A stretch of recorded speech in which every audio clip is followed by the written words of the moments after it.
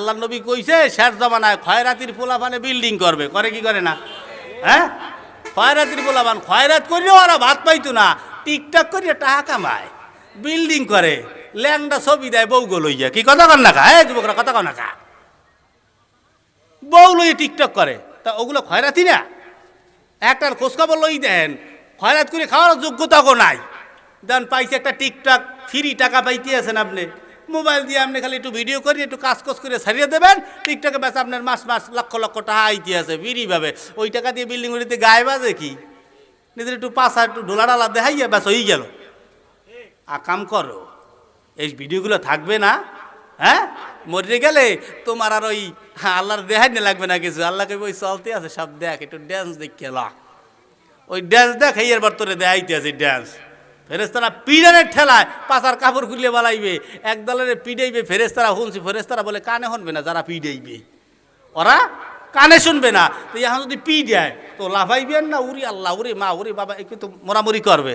তা এক ফেরেস্তা কইবেন ওর মোরায় কে,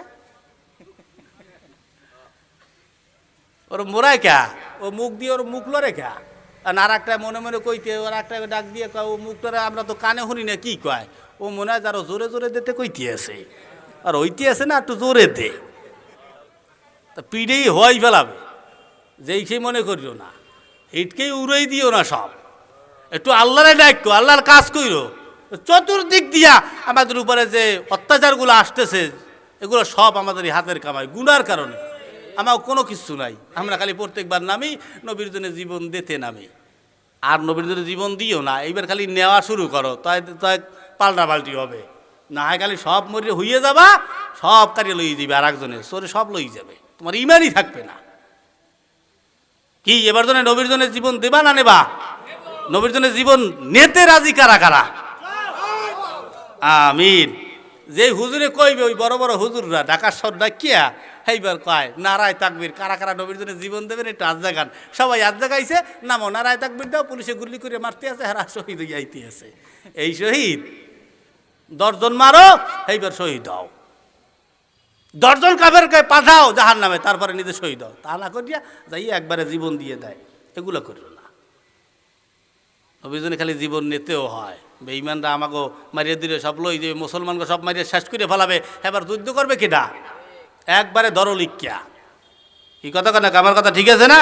যে হুজুর কইবে যে জীবন দেবে কেটে গেল, হুজুর আপনি যাই জীবন দেন, আমরা জীবন দিতে পারবো না, আমরা জীবন নিতে আইছি, জীবন নিয়ে ছাড়বো ইনশাআল্লাহ, ঠিক না? কত বেঈমান, কত নাস্তিকরা নবীরে গালি দিয়ে যাইতেছে, ইসলাম গালি দিতেছে। এখন পর্যন্ত আমরা কোন একটা প্রতিবাদ কইরা আমরা এটার সঠিক বিচার আমরা পাই নাই।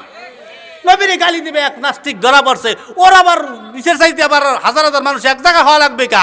যেই এলাকায় গালি দিতেছে, যেই জায়গায় ধরা খাইছে, ওরে ওই জায়গায় জমিনে পুঁততে ফেলাইতে হবে, কথা বল না কা? আকাম পুলিশ আইবে, পুলিশের হাতে দিয়ে দেবে।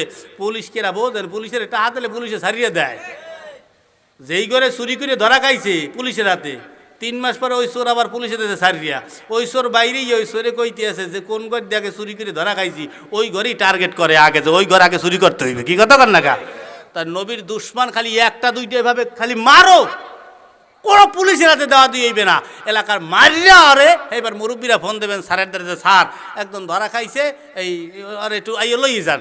পুলিশ আইয়ে দেখবে ওকে ইয়াদি লাশ হয়ে গেছে, হয় স্যার কেটা কহাইতে মাটিয়ে দিতে সব বুঝতে পারিনি, আর এই লাশ লইয়েই যান।